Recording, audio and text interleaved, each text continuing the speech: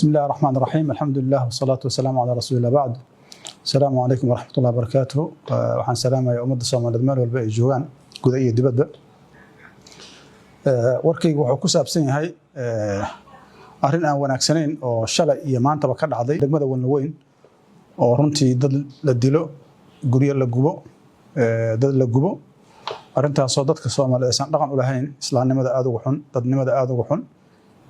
dadka la dhibaataynayna dad wax galabsada aan ahayn. dadka Soomaalida maanta baahi u qaba hoy ay galaan in maanta hoy la gubo ama qof nool la gubo waa dhaqan aad iyo aad u xun. arrintaas aad iyo aad ugu xunnahay, waa ka tacsiinaynaa. waxaan mataqaanaa dadka arrintaas abaabulaya ama ka shaqeeyay ugu baaqaynaa inay degdeg u joojiyaan. dawladda iyo dawlad goboleedka waxay ahaato maxaan ku yiraahdaa koonfur galbeedna inay tilaabo arrintaas ugu joojinay ay qaataan.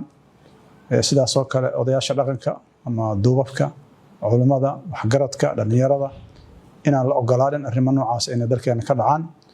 dambi iyo dhibaato waxaana soo gaaray ayaa naga badan, baahi looma qabo maanta falalka noocaasa. marka aad iyo aad ugu xunnahay, waxaan ugu baaqaynaa dhammaan qof kasta oo qayb ka qaadan kara inuu joojiyo inta dhibka gaarana allaha u boogadhayo. wixii mataqaanaa la waayay oo hantiyana ilaahay bedelkooda qaba khayr ha siiyo. maanta qof in la dilana looma baahna, guri in la gubana looma baahna. waxaa loo baahan yahay waxa waaye in la helo nabad iyo isku kalsoonaansho iyo in wax la dhiso oo wax hore loo mariyo. aad iyo aad u mahadsantihiin. Assalaamu calaykum waraxmatullaahi wabarakaatuh.